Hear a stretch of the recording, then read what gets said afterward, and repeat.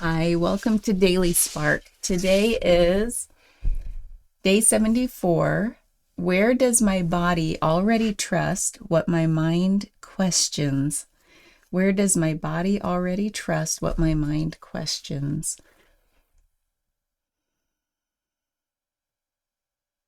I don't know. I should have read this before I started recording. I'm going to pause a moment. This could take a while. Okay, it wasn't really that long. It was just like a couple seconds. But the couple things that came to me, the first one was, well, the second one, but the first one. I'm crazy today. So the the thing that came to me was about aging, and like I'll go through these phases of falling out of fitness routine, just not as like strength focused, and it's like, what is that? And I will feel just so in my mind kind of down, like, oh, I'm letting myself slip, and I don't feel like I something in me says I'm like weak and in terms of like muscles and whatever, and like it's not going to come back as quickly and blah blah blah. So I think you probably have felt that if you're phasey like me, going in and out of phases with working out in terms of like strength training. And every time I get back into it, body remembers it. Just and like I'll get pain in my knees because of old like a skiing injury I had. And I know when I haven't been doing my strength exercises, especially for my legs, my knees, like if I don't do squats and lunges in particular, I'll notice when I go up and down the stairs that I have some pain and more crepitus. That's not a good sound. And so in my mind gets really upset about that, like because I used to run marathons, I used to do like really scary mountain biking, like on actual mountains and single track, and like I was very agile and without pain. And then, that all changed. And so my mind gets very like, it shouldn't be this way. But my body, every time I'll just start back in gently with strength training, the pain in my knees goes away so quickly, as it's like my body already trusts that it knows what to do, right? But it's my mind that's like, oh, it's not gonna work, it's gonna take so long and blah blah blah. And nope, it just snaps right back. And same with like post, like the delayed onset muscle soreness, like a post workout muscle fatigue. It will be really bad for like a day or 2 day, that feeling of like, oh God, I overdid it. I didn't know I had those muscles. And then my mind is like trying to make it a bigger deal than it is sometimes. Not I'm making it a little more dramatic than it is. Both cats were up here today, like Fur City. So, but then like the next day, all that muscle fatigue fades. I guess it's the lactic acid kind of getting out of my system. And then I feel amazing and I feel so strong, like an immediate strength. My body's like, yeah, dude, I know what to do. We've been doing this for years.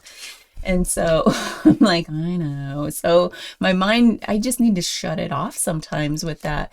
And it has to do with like, for me, I have a feeling I'm going to have a really hard time aging from a physical sense. I mean, I can't wait to grow up from a mind, but from a physical sense, I feel like that's going to be a challenge for me. Um, yeah, so I'm preparing for that emotionally. Um, you know, but it's like I think I just, where does my body already trust what my mind questions? That was the first thing that came to me. And the other one is like my nervous system stuff. So all the trauma healing, I feel like I'm doing it on myself like every day. And because it's a snow day and I went back to bed this morning, uh, I got up. I didn't even go to the gym. Maybe that's why that's on my mind. Because I got up and I was like, oh, hell no. Do you see all that snow outside that came overnight? And then I was just like so tired because I stayed at the computer too late last night. And I was like, I'm going back to bed. So I laid down, put on my headphones, and put on some solfeggio frequency tones and just sort of meditated. I don't think I fell asleep, although I did have a dream, but it felt like one of those really lucid kind of dreams. Not lucid dreaming, but like a more lucid style of dream where I still felt like I was awake. It was really weird. And I mean, I've had lucid dreams before and all that stuff, but this was a little bit different. Like I was deeper, but not really deep. But I was still having awake thoughts while having this picture dream in my mind. And I was feeling my own craniosacral rhythm.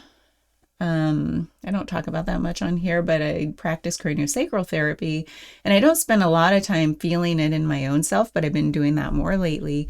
And I could feel it, and after with this solfeggio frequencies and kind of meditating, I went into this like state of like the in between, the void, that the place where non-duality type stuff, can be realized. And it's like, it was amazing. And all these like intuitive downloads were happening. And too bad I didn't have a journal to write them down next to me. But it's like my body, it's like when I tap into those deepest rhythms of my body lately, oh man, it's like it's a whole other world. And I've been doing that also like in between clients. Whenever I have a few minutes, I'll sit there and feel my rhythm. And it's like different than the breath, different than the heart rate. It's its own rhythm. And I've been studying more about it from different angles, not just the traditional craniosacral angle, but the biodynamic angle, other energy healing modalities. Well, they're all talking about the same stuff, people. And that's where I feel like I'm going off the rails here. That's like been my mission in life, is to like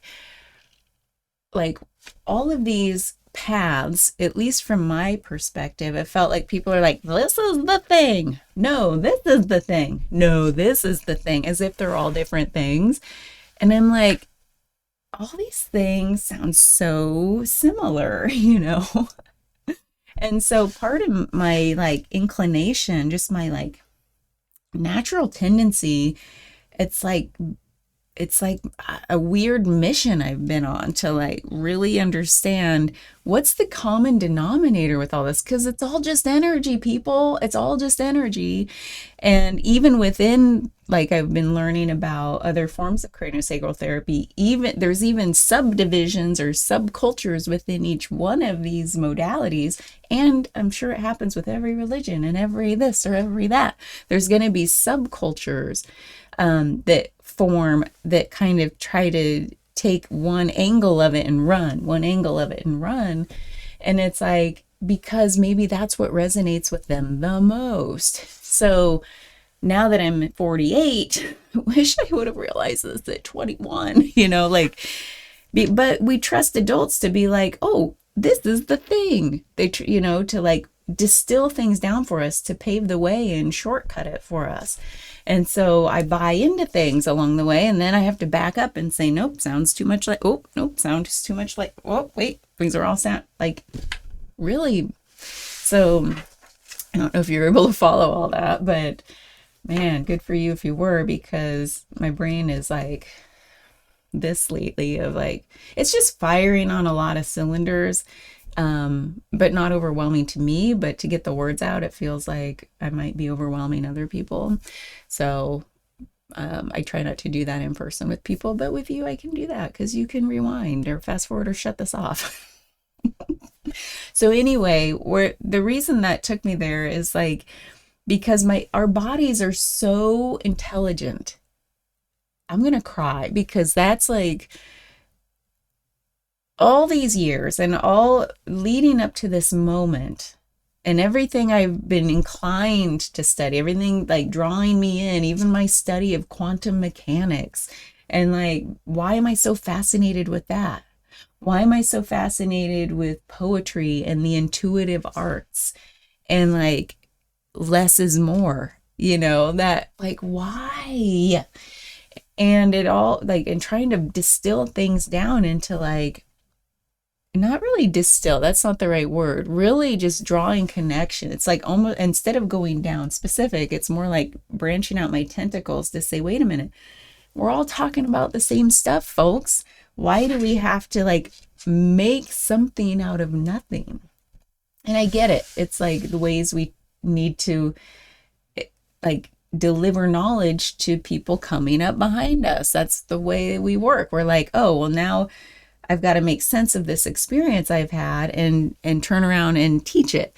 Well, and I've heard so many people talk about this, that words don't do anything justice. So it's like we all have these like felt experiences with what resonates. Like resonating is a feeling, it's not a thinking, right? It's like vibration. So it's like, whoa, this is what clicked for me, whether it was like a modality of healing or a philosophical, teaching, or a spiritual teaching, whatever resonates and hits us. It's like, yes, I bet other people would find this useful too.